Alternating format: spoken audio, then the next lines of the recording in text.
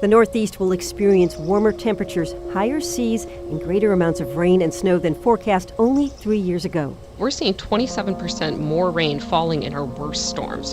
And this is really important for our infrastructure, our roads, transportation, flooding. That's according to a draft of a congressionally mandated climate change report the Trump administration is set to comment on. From the New England News Collaborative, this is Next. I'm Jill Kaufman, in for John Dankosky. Also this hour, with a huge push for more renewables, Massachusetts is potentially changing the region's energy landscape with a very long extension cord running down from northern New England. And a one-day-only peek into the McDowell Artists Colony in New Hampshire. It's next.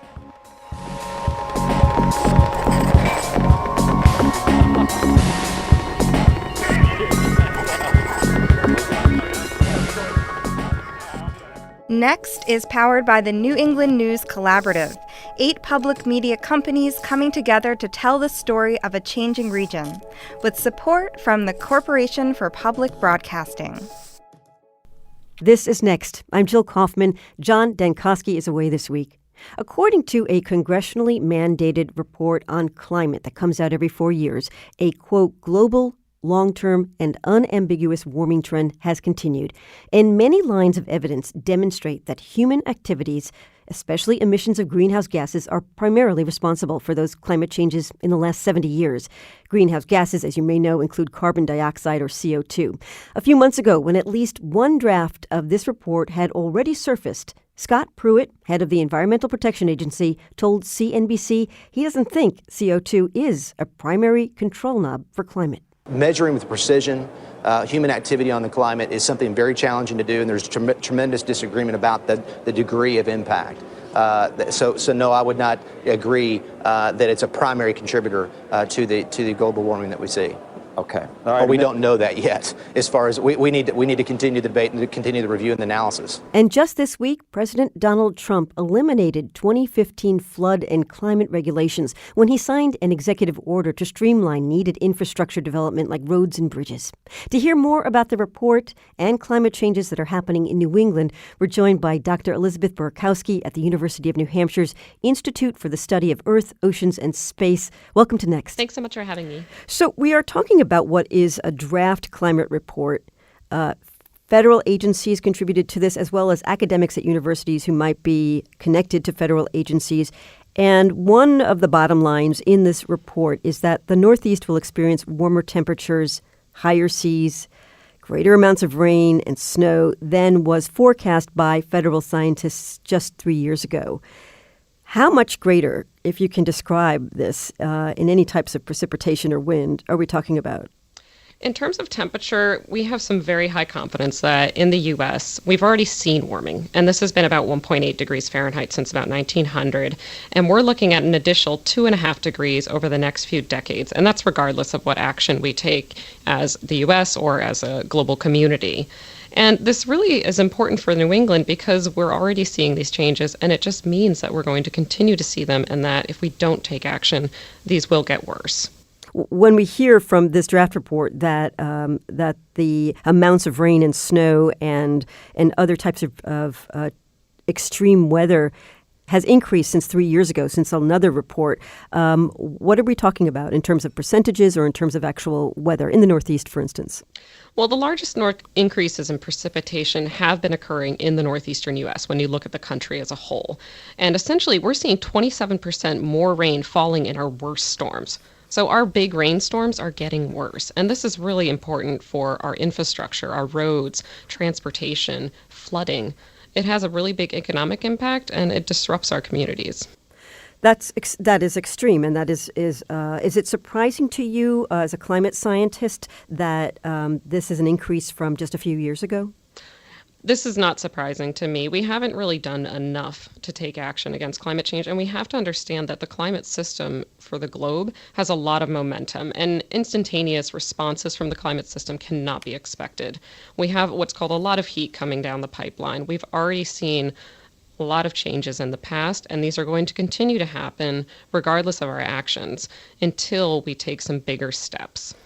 So, Dr. Burkowski, according to the report, much of the evidence that the scientists use says it's human activity, especially in the emissions of greenhouse gases, that are responsible for the observed climate changes in this era. And that doesn't mean just in the last 3 years since this report has observed, but meaning in the 20th century and the 21st century. This is not what the Trump administration is considering is the cause of this extreme weather. And I wonder, as a scientist, if you could speak to that and to what is happening at the EPA right now as we wait to hear from the Trump administration on this climate report. And the report indeed did say that it's extremely likely that human influence has been the dominant cause of our observed warming since the mid-20th century. And we don't have any alternative explanation that's supported by the extent of our observational evidence. We know it's not volcanoes, we know it's not solar cycles, and we know it's not changes in stuff like Earth's orbit. Natural cycles do not explain the warming trend we've seen since the mid-20th century. It's only human activity that explains this massive trend in temperature, precip, snowfall, and changes in sea level. So putting aside the EPA for a moment and the Trump administration and how they are casting what has been up until now called climate change, it's now USDA has been told to use, for instance, among the agencies, weather extremes. How do you, as a scientist at UNH, as a climate scientist, and other, your colleagues around New England and around other academic universities, how are you speaking with students, for instance, about going forward in your research and addressing what's happening in New England? As a research assistant professor, I teach a number of classes in the Department of Earth Sciences, and I do not tiptoe around the issue of climate change. What's really encouraging for me is that my students recognize this problem. They know that climate change is happening, and they know that it's on the onus of our generation to do something about this. And what's really positive that's come out of my classes and my teaching is that these students they're motivated. They want to take action, but they know it's not a weather extremes. They know that that's a way of characterizing it in a way that can become more palatable for someone who's a skeptic. But they also know that skeptics they don't have the public's interest in mind. It's very important to understand that the administration is trying to sow doubt amongst about the consensus of climate change, and we have a lot of work to do to tone that down. It's really just regrettable that those that suffer most from climate change tend to be the poor. They're the ones who can't take preventative measures to prevent harm. And this is a well-known strategy that's used by special interest groups like the fossil fuel industry. And essentially all they're doing is buying time before their business model collapses. The fossil fuel industry is not necessarily in partnership with the Trump administration, though. And though I do know that I understand in terms of, big money and lobbying groups that exist. But looking right at this report, the extremely cold days that are being predicted, the heavy rain and snow, or lack thereof, especially in New England, which is another factor here, predicted. The erratic weather that's predicted is going to hit, as you said, those who are not prepared for it because they don't have the finances to, but also industry here. And this goes right to some of your research. And I wonder if you could speak to what you've been looking at recently in New England in terms of snowfall, lack thereof, and the economy. And this report, is there anything new? Right. Well, to be clear, high temperature records have and will continue to outpace low temperature records by a very large margin. We're not seeing any increase in the number of extreme cold days. And this is a problem for a place like New Hampshire because we rely a lot on winter tourism in our northern communities. When we have winters like 2015, 2016, where we saw a 30% decrease in skier visitation, that hits the people that own stores, restaurants, hotels, and lodges up in our North Country in New Hampshire. And when I think about what our futures are going to look like in, say, 20, 30, 50 years, it doesn't look great. It looks like a winter that's going to be very brown, that's going to lack a lot of snowfall, and that's going to make it very difficult for places like ski resorts to even make snow to attract skier visitation. Do you find that the academic world in general, especially among scientists, it uses data, uses science, and comes up with somewhat of a consensus? Is that accurate about climate change in terms of when you look at the academics who have worked on this draft report? There's consensus that the science is irrefutable? Absolutely. Amongst my research community, it is well understood that humans are the leading cause of climate change, and the recent times. And we also have a lot of understanding of what's happened in Earth's past when humans weren't part of the equation. And we know that what we're seeing now is completely unprecedented. We have not seen this increase in CO2, carbon dioxide, in the atmosphere ever in Earth's record. We don't see this in ice cores. We don't see this in marine sediment cores. This rapid change is the cause of our warming that we've been seeing since the mid 20th century. And to say otherwise, to suggest that there are some natural factors that can explain this drain is just completely false. I understand the technology that was used to draft this most recent climate report is more sophisticated than even a few years ago. It helps scientists look ahead at the data in different ways. And maybe you can explain some of that technology if you yourself have had your hands on it. Mm-hmm.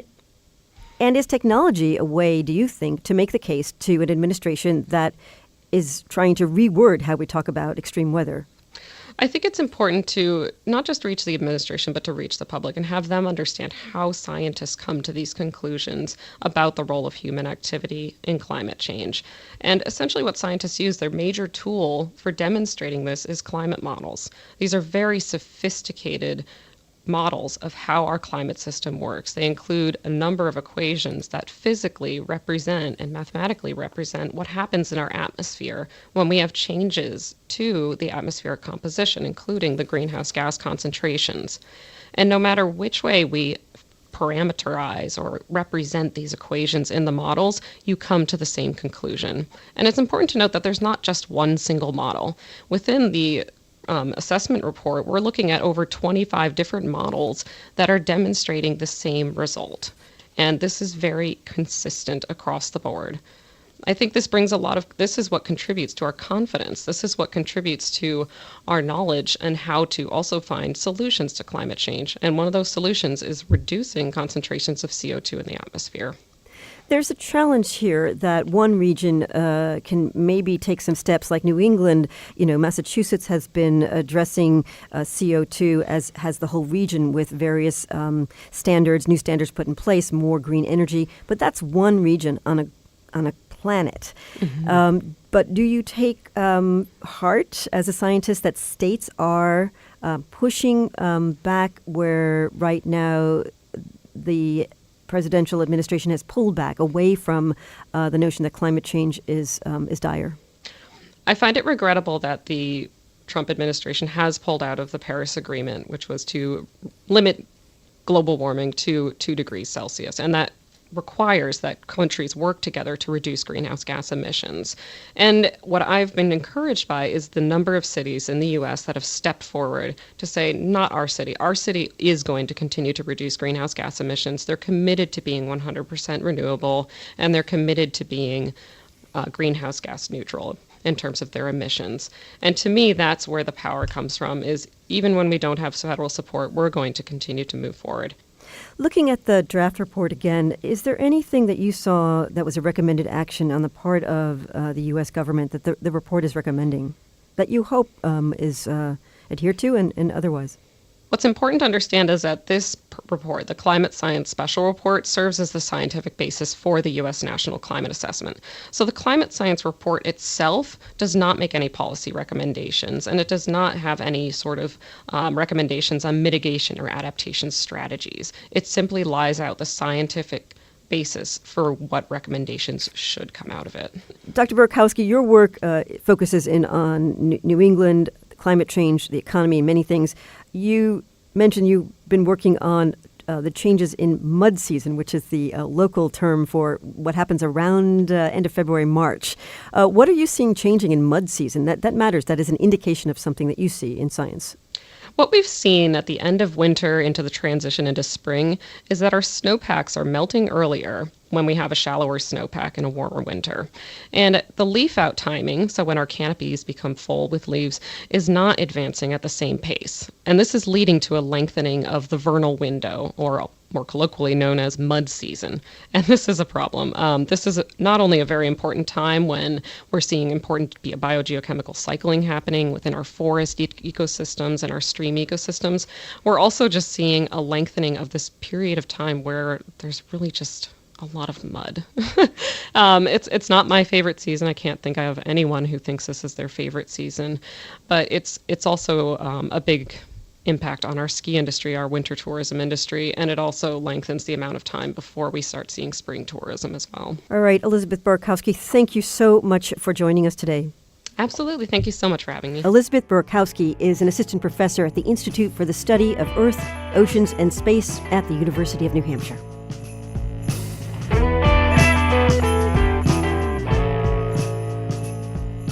Low-income communities and communities of color are disproportionately affected by the consequences of climate change. Think New Orleans and Hurricane Katrina. These areas suffer from poor air quality, increasing temperatures, and extreme weather. In many of those same communities, residents already live among health hazards like fuel storage units and the toxic remains that come with them. In the city of Chelsea, Massachusetts, residents bear these burdens while much of New England benefits. Reporter Shannon Dooling explains. Standing along a 3-mile stretch of the Chelsea Creek, Roseanne Bongiovanni, a lifelong Chelsea resident, points out a few of the notable landmarks. That is the storage depot for 100% of the jet fuel that's used at Logan International Airport, 70 to 80% of the region's heating fuel, so that's all of New England, and road salt for 350 communities in the New England area. And just down the way is the New England Produce Center, which, in order to supply produce to all of New England, requires a steady stream of trucks coming in and out of the facility, leaving behind emissions. So you'll see in Chelsea that we provide a lot of regional benefits, but those burdens are on the backs, essentially, of Chelsea residents. Bongiovanni heads up an environmental justice group called Green Roots. The organization engages community members in a city where almost 21% of the residents live below the poverty line, and 60% identify as Hispanic or Latino. Hi, my name is Stephanie Alvarado. I'm 17 years old and I'm a Chelsea resident. Alvarado is a member of the Green Roots Eco Crew. The young people come together to learn more about the health and environmental hazards facing their city. The day we met, she and a fellow crew member were preparing for a community event to raise awareness about water quality in the creek. For Alvarado, who's grown up in Chelsea, the work she does with Green Roots is personal. So I have a lot of friends and family who do have asthma. Like, it just sucks watching them walking for a long time and then having to pause and pull out their pump and just, take that medication. It's heartbreaking to see them having to go through that because of all the things that we are living in. Chelsea residents are living with things like air pollutants. Remember that massive pile of road salt that's stored along the creek? It eventually ends up spread across much of New England throughout the winter months, but that stagnant pile may release dust particles in the drier months, kicking up clouds of tiny pollutants that can aggravate chronic conditions like asthma. There's also the emissions from the convoy of trucks moving that salt during the winter months. Daniel Faber is director of the Northeastern University Environmental Justice Research Collaborative. He's crunched some numbers, and according to his findings, Chelsea is one of the most environmentally overburdened places in the state. Communities that lack the political, economic power to defend themselves, where residents work longer hours and they have less resources and are less educated, those are the communities that are often targeted for the siting of some of the most dangerous or ecologically hazardous facilities. In 1972, Congress passed the Coastal Zone Management Act, setting up national policies to guide coastal development. 6 years later, Massachusetts created Designated Port Areas, or DPAs. These are places set aside to ensure industries dependent on waterways have a place to do business. Not every community, for example, is going to welcome the storage of jet fuel along a waterway. Establishment of DPAs concentrates these industries and guarantees access to businesses. Many coastal New England states have policies around water uses, but nothing quite the same as the DPA classification. Perhaps it's not surprising, then, that so many of these environmental hazards ended up being stored along the Chelsea Creek, one of Massachusetts' 10 designated port areas. We'll continue the information of Back at the Green Roots office, Alvarado and the Eco Crew are talking about materials they'll need for an upcoming event. Alvarado says learning more about the hazardous facilities in her community has been emotional. We have this creek, but we don't have access to it. It hurt me. It just kind of confirmed that Chelsea is being taken advantage of. And growing up in Chelsea, like you could see that, but I never really knew like how true it was to that extent. Alvarado says after she graduates from high school, she wants to stay in Chelsea, working to make the city a healthier place to live.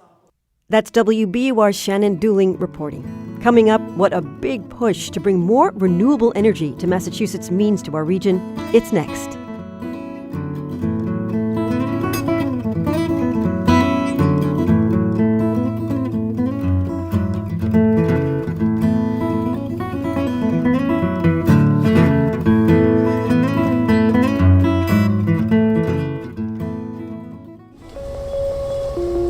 Next is made possible in part by our founding supporters who believe in the power of collaborative news coverage, including the Common Sense Fund, supporting the New England News Collaborative in its coverage of climate change and global warming. This is Next. I'm Jill Kaufman. Massachusetts is making huge efforts to get renewable energy to its consumers. State policy is changing the energy landscape in New England, and maybe the physical landscape, too. Reporter Fred Bever covers energy for Maine Public Radio, and he's been looking at how Massachusetts' energy efforts affect the whole region. Fred, welcome to Next. Glad to be here, Jill. Could you talk about what types of energy are being used right now in New England? So our mix, Jill, is dominated by natural gas, cheap, relatively low polluting, although still a fossil fuel. We've got a lot of nuclear power. We've got a lot of oil, although less so than we did 15 years ago, as natural gas has displaced that as a fuel. Renewable power, we hear a lot of talk about it. It still only makes up somewhere between 7 to 10% of our energy mix in New England. We're all served by the same power grid. And that needle hasn't moved a lot since, say, the year 2000. There is more renewable power, but it started at a fairly low point. So even when you increase renewable power by 20%, it doesn't have that big effect on how much renewable energy is in the overall mix for New England. Okay, so Massachusetts has at this point received bids for energy supplies and for transmission lines that would get the energy to Massachusetts. Those are poles and wires and other things. How much energy are we talking about? And this is renewable energy that Massachusetts is looking for. And it's 9.45 terawatts, if you will, Jill. That's more than a megawatt, more than a gigawatt, more than a kilowatt hour. It's 9.45 terawatt hours per year. That's probably enough for about 1 million homes. It's maybe about 7% of the entire load in New England. So it's significant. And some of the players I've been talking to say it really could start to move the needle away from natural gas and a little more towards renewable power. I spoke recently with Sarah Burns. She's the CEO of Maine's largest utility, Central Maine Power.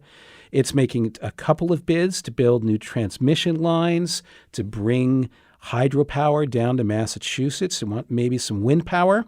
I think that's what Charlie Baker's trying to do here. Make bigger plays to make a bigger difference on this. And by that she means a bigger difference in really getting renewables to be a more significant part of the mix. Fred, could you go back a bit, though, and explain how this clean energy RFP first came together? Sure. Well, so all the states for 15, 20 years have been trying to get more renewable energy into the mix. And they have these renewable energy portfolios that sort of try to ramp that up. They incentivize it. They require it. Each state handles it a little differently. Last year, Governor Charlie Baker signed legislation requiring utilities to procure big long-term contracts for renewable power, for solar energy or hydropower or wind energy or energy storage or some combination of all of those. And that's what's driving the bids that just went in last month. It's going to drive another new procurement specifically geared to jumpstarting the development of offshore wind plants. And that RFP is still out there, Jill. And what proposals are on the table now that are coming in from all over New England? Can you describe them? Okay, so we need a big table, and it is New England-wide and even a little bit beyond. We're talking about both the generators, the windmills or solar plants or batteries or hydropower plants to make the energy, and then there's the poles and wires to get it to Massachusetts, right? Maine has a lot of wind power proposed because we've got a lot of good wind up here. There's solar arrays being proposed sort of dotting around New England that would get down, bring that power, and then transmission and bring that power to Massachusetts. There's a proposal to get new wind power from upstate New York and some run-of-the-river hydro from over in New York. And that's just the beginning. So, and it's not just in the U.S. Of course, the Canada's big dam system, Hydro-Quebec, that is also in play? Yes, that's right, very much so. Early on in the process, I think the general belief was that power from Hydro-Quebec, that's that huge dam system up in Quebec province, was Charlie Baker's target. Hydropower is relatively low polluting. Some of the states don't consider it fully renewable per se because when you put in a new hydro project that can drown trees and plants and emit carbon dioxide, which is, after all, the real goal here is to reduce carbon dioxide emissions. Still, the Massachusetts RFP does allow for existing hydro. So in addition to those various projects I just mentioned, and there are many more, there's some big transmission projects being proposed to bring that hydropower down from Quebec through Vermont, through New Hampshire, through Maine, maybe even off the coast of Maine. Okay, and then there's water, but there's also wind, solar. These are also green, renewable energies. Do they stand a better chance of winning bids because they might be less of a footprint? Well, not so much because of the footprints, although, there are costs to that. But there's a preference or some weighting in the RFP for new renewable generation. So the idea is, instead of using hydropower that's already out there, the land's already been flooded, you need the new power to really make a reduction in carbon dioxide. That Hydro-Quebec energy, it's from existing dams. They don't represent any reduction, globally speaking, in CO2 emissions. There are other projects that would carry electricity entirely from new clean energy power plants. And Joseph Rossignoli, I spoke to, he's the project director for both of those national grid projects. He's pitching that newness as an advantage that Bay State deciders should pay attention to. That's significant because contracting with resources that are not in service yet and would only go into service to the extent that they won the bid, that really provides meaningful progress towards the Global Warming Solution Act goals. And Jill, every project has its pitch that's slightly different from the next and why they have a different advantage or another. One thing to mention, while hydropower has this advantage of being able, you can get it any time, it's always available, so it's good for stability and reliability. Wind and solar projects, they're subject to, well, is the wind blowing, is the sun shining? That's one reason why this RFP also includes the idea of big storage, big batteries, grid-scale batteries that would make power available from those wind or solar plants whenever it was needed. You wrote a story recently about Massachusetts sort of having an extension cord to northern New England, getting all that energy. Do northern New Englanders feel like they're getting something from this? Do they feel like they're getting a raw deal? Well, the biggest impact is when you have a big transmission line going through your scenic resources, and that's why a project in New Hampshire called the Northern Pass is maybe drawn the most opposition. It would go overland from the Canadian border, a little bit through Vermont, down towards the White Mountains. It would actually now go underground in the White Mountains in New Hampshire, but even so, people are upset about the construction period. They're worried about what it could do to the business environments that depends on the tourism economy. Here's Kathy Aldrich-Cote. She owns a pancake house near Franconia Notch, where there would be a lot of construction. She was at a recent hearing to protest that Northern Pass transmission project. It will be devastational for us. Tourists will avoid the area and find other destinations to visit. They may not return for many years, if at all. And again, what about the rest of the states? Are there going to be benefits to any of the New England states surrounding Massachusetts, whether that, is the cost of turning on their lights? I mean, what about how this hits home? Well, so we all are in the same marketplace. Basically, all the generators dump their energy into the New England-wide grid, and then we all pull from it. And the contracts like these ones that Massachusetts is looking for are for the rights to pull from it. And so the bidders will tell you that when this new renewable energy comes online and goes into the regional power grid, that influx of energy will basically by the supply or by the rule of supply and demand will depress prices or act as a brake on prices.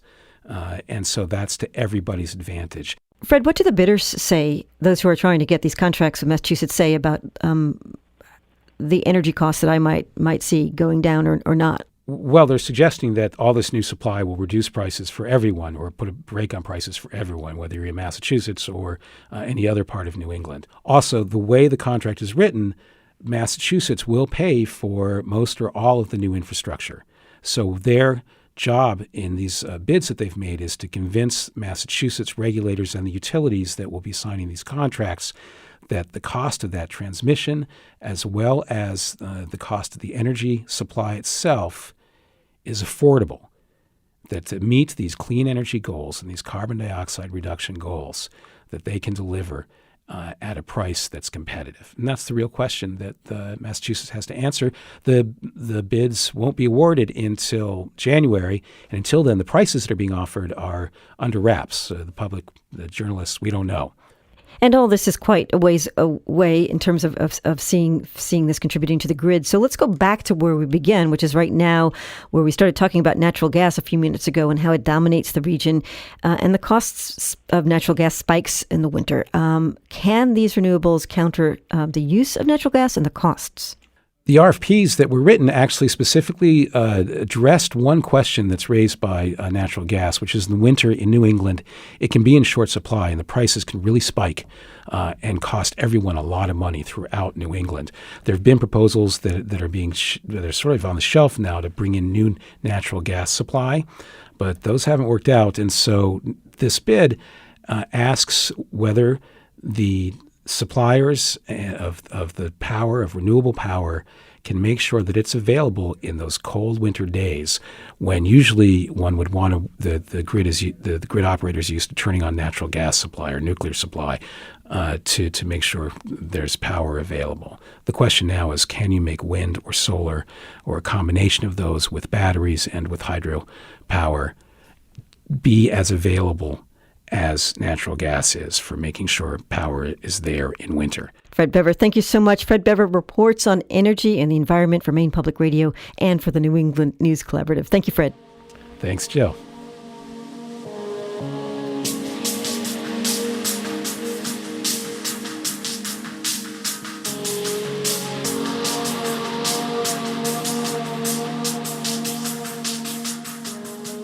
Biologists worldwide are saving seeds from crops and from other plants important to the ecosystem. In New England, 22% of the region's native plants are considered rare. Some of them are on the federal list of endangered species. Seed banking is one attempt to stop them from disappearing altogether, and collectors are stepping up their pace. I went to visit a seed ark in Framingham, Massachusetts. It's at the Garden in the Woods, a place as beautiful as its name. Bill Brumbach, Conservation Director at the New England Wildflower Society, unlocks the door to the cinder block building that houses the ark, or vault. It looks exactly like the extra freezer you might keep in your garage, except for what's inside. Brumbach raises the lid. Okay, there are only rare seeds in this vault. About 1 million rare seeds in sealed foil packets. Handwritten labels note the species name, where and when the seeds were gathered, and if the electricity goes out. Seeds in a freezer is not like meat that's going to spoil. You're talking about things that may have a shelf life, if you will, of hundreds of years. Some seeds may lose their viability, and scientists will be testing for that over time. For something so vital, the setup and security is rather unremarkable. It's not Fort Knox. It's not even Fort Collins in Colorado, where seeds for the National Apple Collection live. What is remarkable is that Brumbach has been collecting the seeds from rare native plants since 1982. Well, it was a good idea back then, and that was before climate change became more notorious. Other threats to plant life have been around a long time. Deforestation, reforestation, dammed up rivers, growing cities and suburbs, even something as unassuming as a public trail. About 2,400 plants are considered native New Englanders, like Jess's milk vetch. She was found in 3 places in the world, all along a 16-mile stretch of the Connecticut River in New Hampshire and Vermont. Brumbach is also worried about Castellisia. It's a paintbrush, Indian paintbrush, and it's now only found in Connecticut. It was much, much wider than that. Ecologists occasionally break into the vault and use seeds to reintroduce plants to their natural habitat.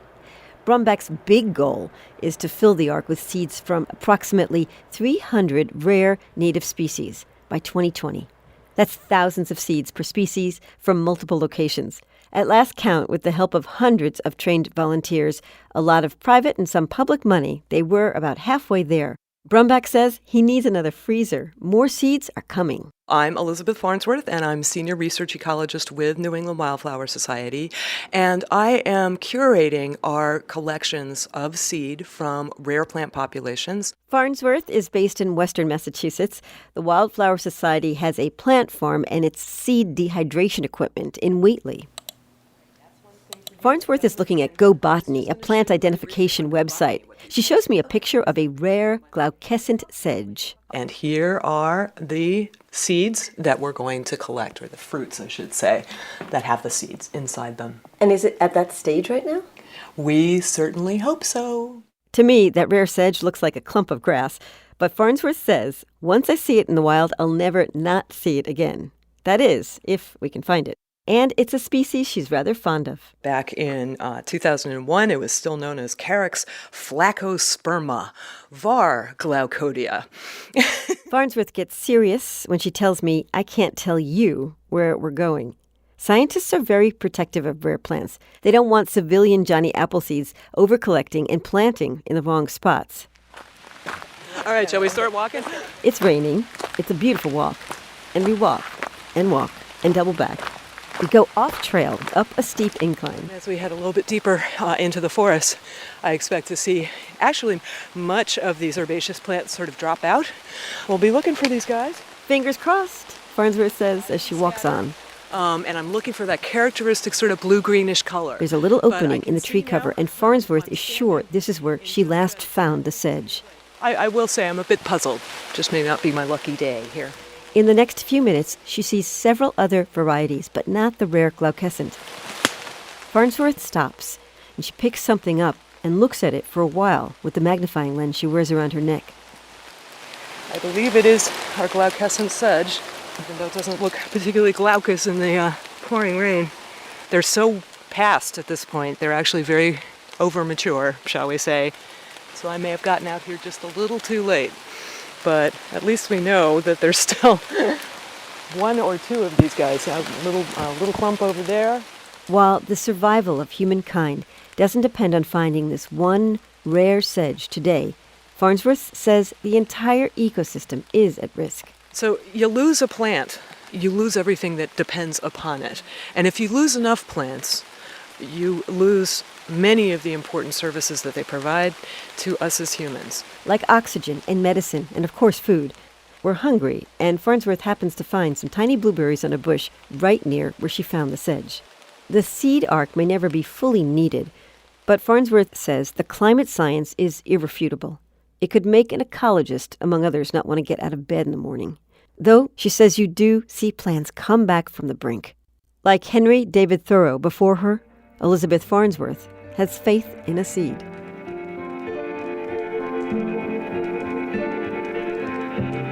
Coming up, New England's finest jerk. It's next.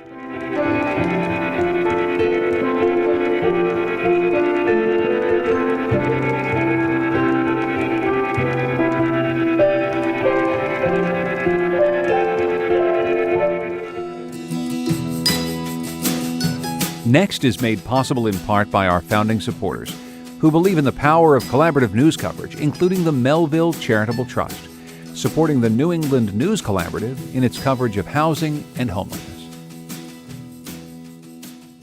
This is Next. I'm Jill Kaufman, in for John Dankosky. Jamaicans celebrated the 55th anniversary of their independence from Great Britain earlier this month. Hartford, Connecticut enjoys a whole week of celebrations every summer involving immigrants from across the Caribbean. Next, producer Andrea Maraskin went down to the city's waterfront for the kickoff event, the 12th annual Taste of the Caribbean and Jerkfest. She sends this audio postcard. Okay, my name is Donovan Longmore. I'm one of the board members and the host and one of the promoters for the jerk festival. Well, jerk in the Caribbean is a spice. Most of the things that they jerk is meat, especially. They jerk fish, they jerk chicken, they jerk goat, they jerk pork. When you have something that's jerked, it's not something you just season right then and there and cook. You have to let it sit for a day or two, and then it marinates in, and then you can start cook it. That's how you get the authentic taste and the authentic flavor that's in it, and that's what makes it so good.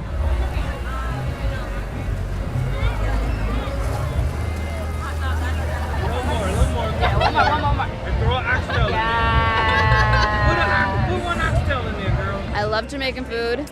I love smelling it and just being around it and going home and smelling my hair. It's just very unique to Hartford because we have such a strong Jamaican culture here. So it's just like an opportunity to come and see the different restaurants. So it just brings people together. It's a good place to be. Wow, you like the smell of food in your hair? No, jerk food in my hair. Not any food, like this food in my hair. It's very specific.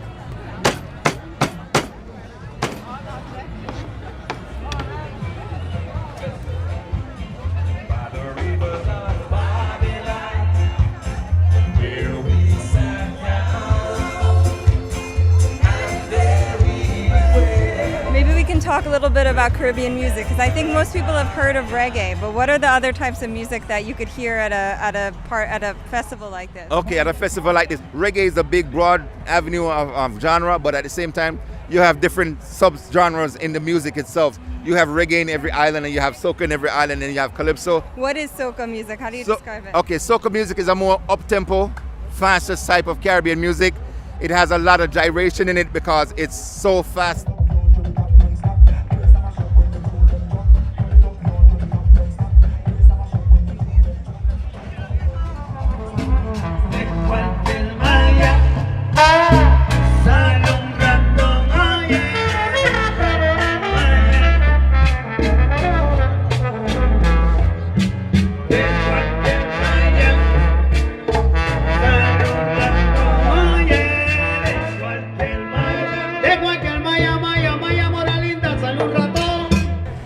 Hector Rodriguez, and the band is called Los Calientes, which means in Spanish the hot ones. I'm the bass player, and the music we play is salsa. Yeah, this is the singer here, Carlito. Hello. Nice to meet you. Nice to meet you too. So what were you singing about? We were talking about el ratón, which means the rat. It's fun. It's fun. The whole story, yeah. He gotta get away from that rat because he's gonna snitch you, and you're gonna have a big problem with your girl, with your wife. Do you think the food here is as good as the food back home in Jamaica? Well, it's delicious, same way. Because we got Jamaican, we got Cuban, we got Puerto Rican food, all different type of food, finger licking. Ain't that nice, so just come out and enjoy it, and have fun, no fight, just enjoy yourself. That's next producer Andrea Maraskin reporting from the 12th annual Taste of the Caribbean and Jerkfest in Hartford, Connecticut. Last Sunday in Peterborough, New Hampshire, the renowned MacDowell Artist Colony opened its gates to the public. This event happens once a year, and it is a big deal for hundreds of outsiders who come here to wander the fields and woods and meet the 30 or so poets, composers, painters, dancers, architects. They are artists in residence, tucked away in simple, sufficient studios for a few weeks in near obscurity. Today is also the MacDowell's annual Medal Day. And before the hoi polloi get their rare moment, the well-known American novelist Michael Chabon takes the stage under a big white tent to speak about the recipient of this year's medal, filmmaker David Lynch, who is well known among a certain crowd for the surreal Eraserhead and Blue Velvet and for the cult TV series Twin Peaks. We call the people who remind us to open our eyes artists. At MacDowell, we like to feed them and shelter them and make sure their chairs are comfy and their light is adequate and their beds are soft enough for dreaming. Every year, we give one of them a medal. And this year, that medal is going to an artist who has been opening our eyes Lynch was not on stage. He was on vacation, but he joined the crowd by video, and it was a very Lynchian greeting. Thank you.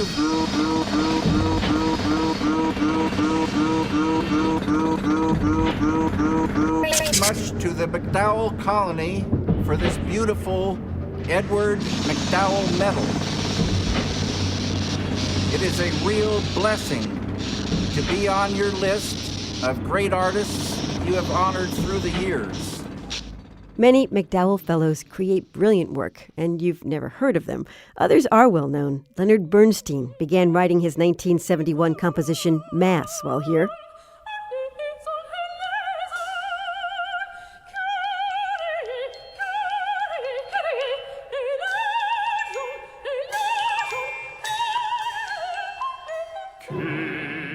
In the 1970s at McDowell, Alice Walker worked on her first book, Meridian. In the 1950s, James Baldwin wrote Giovanni's Room. Michael Chabon was himself a McDowell Fellow several times over. His most recent book is Moonglow, and he wrote his Pulitzer Prize-winning novel, The Amazing Adventures of Cavalier and Clay, while in residency. Sitting in the library not too far from the crowd, he spoke about what makes this artist's retreat unique. He says there's a very New England preoccupation with mortality and death. That goes, of course, right back to the first European settlers to come here. The Puritans, this idea of memento mori, remember that you will die, that, life is fleeting, make the most of it, and have the proper perspective on what really matters, and don't waste time on the frivolities of the world, and do your work. Work is, in some sense, the purpose of life. And I see that in all kinds of ways. It's not just the Puritans. You see the presence of death in, Emily Dickinson's poetry, in the Pixies, in the band, the Pixies, in Frank Black's work, and Thornton Wilder. Peterborough became the town, and our town, and that work was written here at the McDowell Colony. Are there any other questions? Oh, Mr. Webb, is there any culture or love of beauty in Grover's Corners? Well, ma'am, there ain't much. Not in the sense you mean. Well, come to think of it, there's some girls who play the piano at high school commencement. But they ain't happy about it. No, ma'am, there isn't much culture. But maybe this is the place to tell you that we've got a lot of pleasures of a kind here. We like the sun coming up over the mountain in the morning. And we all notice. In every studio, there are these plaques on the walls. Some of them are just rectangles. Some of them are have a sort of chevron at the top. They're sort of a piece of plain varnished wood, and they're ruled with lines, and has the name of the studio at the top of each one. And then you just add your name to it and the dates, and you put your discipline, writer, painter, whatever. And those are called tombstones. And you look at the ones that stretch back now in the oldest studios to 1907, 1908, 1910, 1912, and you look at these names, and many of them are like tombstones in old New England churchyards. The names are effaced, and the name has faded. You can't really even tell who it was anymore. And the ones that you can see, which is the bulk of them, many of them have been forgotten. Even as you do your work, there's this constant reminder of its ephemerality, that you're not doing it for fame. You're not doing it to be remembered, because look at all of these people who each of them came here and they did their work. You're doing it because, in that sort of New England sort of primal sense, you're doing it because that's what you're here to do, is your work. It's the purpose of life. Writer Michael Chabon at the McDowell Colony in Peterborough, New Hampshire. I just want the peace and love and happiness. I'm hoping I can ride this wave forever. And this is the work of a current fellow. This summer, Elliott Williams is at McDowell working on his second album. You may not have heard of him yet. I'ma give this my best stuff. Feel like I know my guy. Think I just found my guy. Feel like I know my guy. Yeah. Met a stranger at a liquor store, invited me to kick it with her later. Yeah, it was actually a Safeway, but we'll go with liquor store. She a lawyer here in Cali, but her daddy from the Shire, Robert Taylor. Next is produced at WNPR by Andrea Maraskin. The executive producer is Katie Tolarski. The digital editor is Heather Brandon. Our theme music is by composer Todd Merrill. You can hear more of his music at toddmerrill.com. Thanks also to Goodnight Blue Moon for their song, New England. The New England News Collaborative is funded in part by the Corporation for Public Broadcasting and powered by WBUR Boston, Vermont Public Radio, New Hampshire Public Radio, Maine Public Radio, Rhode Island Public Radio, WSHU Public Radio Group, New England Public Radio, and WNPR. I'm Jill Kaufman, in for John Dankosky. Thanks for listening.